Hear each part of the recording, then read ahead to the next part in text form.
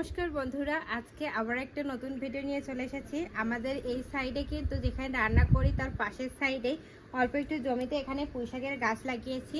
সেই পুঁইশাক আজকে পুঁইশাক রান্না করব। ওই কাঁঠালের বিচি রয়েছে বাড়িতে, আপনার দাদা আগের দিনকে কিনে নিয়ে এসেছিল। সেই কাঁঠালের বিচিতে আজকে পুঁইশাকটা রান্না করব। সঙ্গে রয়েছে টমেটো দিয়ে, আলু দিয়ে রুই মাছের পাতলা ঝোল। আজকের ভিডিওটা কিন্তু খুবই ভালো হবে, শেষ পর্যন্ত দেখবেন। তো প্রথমে আমি পুঁইশাকটা কেটে নিয়ে তারপরে মাছটা কাটতে যাব। এই যে দেখুন, এখানে কি সুন্দর সুন্দর পুঁইশাকের ডাঁটা হয়েছে। বর্ষা হয়েছে, পুঁইশাকের পাতা একটু কাদা লেগে গেছে।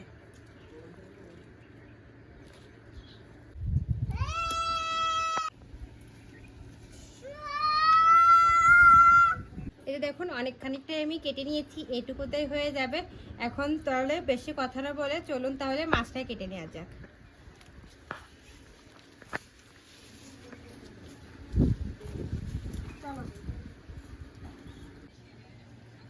এই যে দেখুন বন্ধুরা, রুই মাছটা নিয়ে আমি বসে গেছি। এখন মাছটা কেটে ধুয়ে পরিষ্কার করে নেব।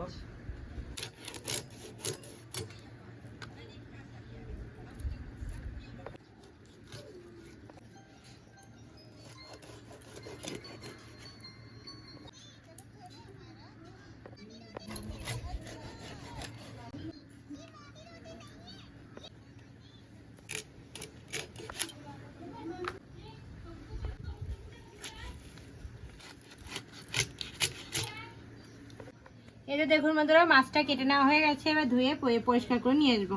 একটা মাছের দেখুন কতগুলো পিস হয়েছে, আর সবগুলোই দেখুন রিং রিং পিস। এই যে দেখুন বন্ধুরা, সবকিছু আমি গুছিয়ে নিয়েছি, আর মাছটাও ধুয়ে পরিষ্কার করে নিয়ে এসেছি। এই সবকিছু আমি সাইডে রেখে দেব। প্রথমে চুলোর উপর একটা কড়াই বসিয়ে দেব। এবার চুলোটা ধরিয়ে নেব। বন্ধুরা, চুলোটা ভালোভাবে ধরে গেছে, কড়াইটাও গরম হয়ে গেছে। এবার কড়াইয়ের ভেতর প্রথমে মাছ ভাজার জন্য বেশ খানিকটা পরিমাণ তেল দিয়ে দেব। তেলটা গরম হতে হতে মাছে হলুদ গুঁড়ো, পরিমাণ মতো লবণ দিয়ে ভালো করে মাখিয়ে নেব। বন্ধুরা, তেলটা গরম হয়ে গেছে। এবার মাছের পিসগুলো এক এক করে ভেজে নেব।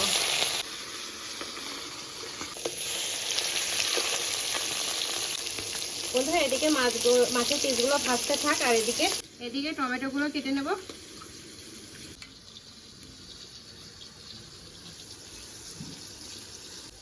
টমেটোগুলো যেরকম আমরা সাধারণত পাতলা পাতলা করে কেটে থাকি, লম্বা লম্বা, ঠিক সেইভাবেই কেটে নিচ্ছি।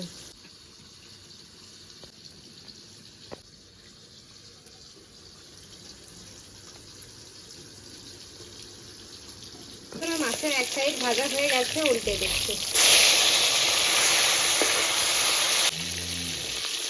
বন্ধুরা, মাছের পিসগুলো আমি ভালো করে কড়া করে ভেজে নিয়েছি। এবার উঠিয়ে নিচ্ছি। বাকি মাছের পিসগুলো ভেজে নিচ্ছি। ওদিকে আমি টমেটোটা কেটে নিয়েছি, আর এদিকে দেখুন পুঁইশাকটাও কেটে নিচ্ছি।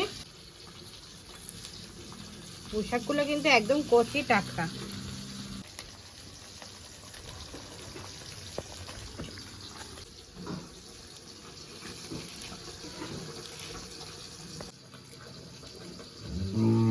মাছ সবগুলো ভাজা হয়ে গেছে। এবার ওই একই তেলে কিছুটা পরিমাণ আর একটা আলু দিয়ে দিয়েছি, একদম পাতলা করে কুচিয়ে নিয়েছি। আলুটা প্রথমে একটু ভেজে নেব, কারণ টমেটোর সঙ্গে কিন্তু আলুটা সেদ্ধ হতে চায় না। সেই জন্য আগে থেকে যদি আলুটা আমরা ভেজে নিই তাহলে তাড়াতাড়ি সেদ্ধ হয়ে যাবে। এই যে দেখুন বন্ধুরা, আলুটা আমি লাল লাল করে ভেজে নিয়েছি। এবার টমেটোটা দিয়ে দেবো। পরিমাণ মতো লবণ, পরিমাণ মতন হলুদ গুঁড়ো।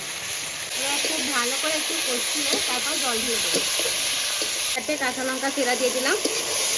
দেখুন টমেটোটা হালকা গলে গেছে, একটু কষে গেছে। এবার ঝোলে বসিয়ে দেবো।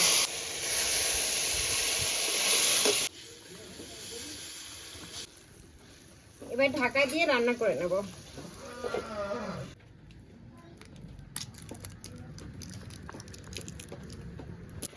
এই যে দেখুন বন্ধুরা, টমেটো আর আলুটা কিন্তু রান্না হয়ে গেছে। আলু আর টমেটোটা খুব ভালোভাবেই কিন্তু সেদ্ধ হয়েছে দেখুন।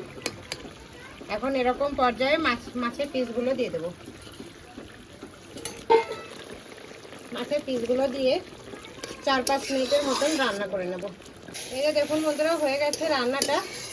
এখন নামিয়ে নেব। এটা একটু সর্ষে ফোড়ন দেবো, তাহলে কিন্তু খেতে আরো ভালো লাগবে।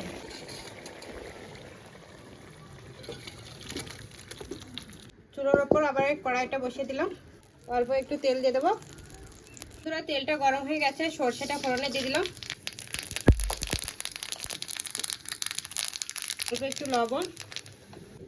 এখন তরকারিটা ঢেলে দিচ্ছি।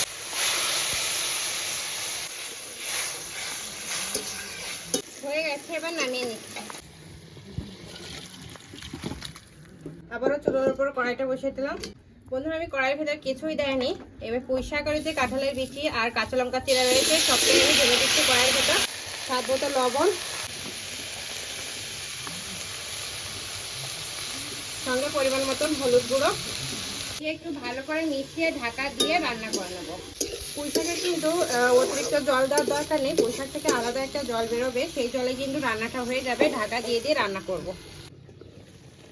এই দেখুন বন্ধুরা, পুঁই শাকের থেকে জলটা ছেড়েছিল কিন্তু অনেকটাই, আর দেখুন সেই জলে কিন্তু পুঁই শাকটাও সেদ্ধ হয়ে গেছে। দেখুন এখন কিন্তু নামিয়ে নিতে হবে, কারণ এতে কিন্তু রসুনটা ফোড়ন দিলে আরও টেস্ট হবে। তো 2 পিস মাছ দিয়ে দিচ্ছি।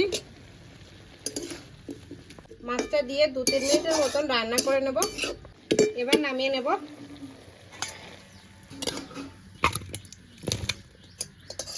চুলোর উপর কড়াইটা বসিয়ে দিলাম, বেশ খানিকটা পরিমাণ তেল দিয়ে দিচ্ছি।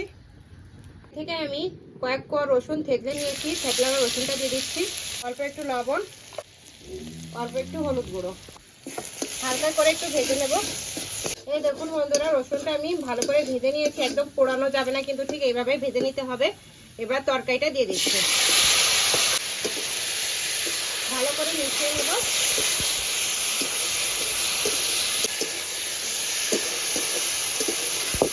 বন্ধুরা রেডি হয়ে গেছে কাঁঠালের বিচি দিয়ে পুঁই শাক। বন্ধুরা প্রচুর পরিমাণে ঝড় ছেড়ে দিয়েছে, রান্নাটাও কমপ্লিট হয়ে গেছে। এখন তাড়াতাড়ি খেয়ে ঘরের ভিতর যাই, প্রচন্ড পরিমাণে ঝড় ছেড়াচ্ছে। কাঁঠালের বিচি দিয়ে দেখুন পুঁই শাক রান্নাটা কত সুন্দর হয়েছে, সঙ্গে রসুন ফোড়ন, এটা খেতে জাস্ট ফাটাফাটি লাগে। আর এদিকে দেখুন যে আলু দিয়ে সর্ষে ফোড়ন দিয়েছি, টমেটোর তরকারি। বন্ধুরা এটাও জাস্ট ফাটাফাটি লাগে খেতে। আমি এখন গরম ভাত দিয়ে ট্রাই করব। প্রথমে পুঁই শাকটা ট্রাই করছি।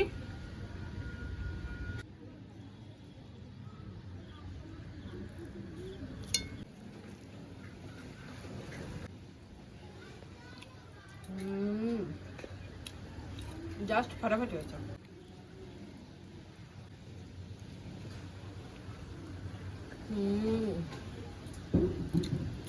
পুঁই শাকের রেসিপিটা জাস্ট ফাটাফাটি হয়েছে, আপনারা কিন্তু একবার হলেও এভাবে বানিয়ে খাবেন।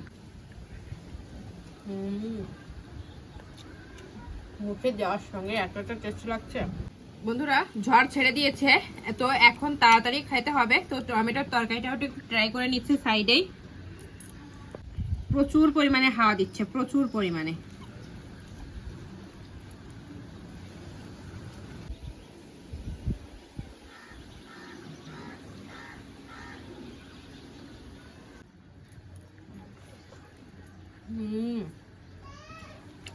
টমেটোর তরকারিটাও জাস্ট ফাটাফাটি হয়েছে। সিম্পল ভাবে রান্না করলেও কিন্তু খেতে খুবই টেস্টি লাগে।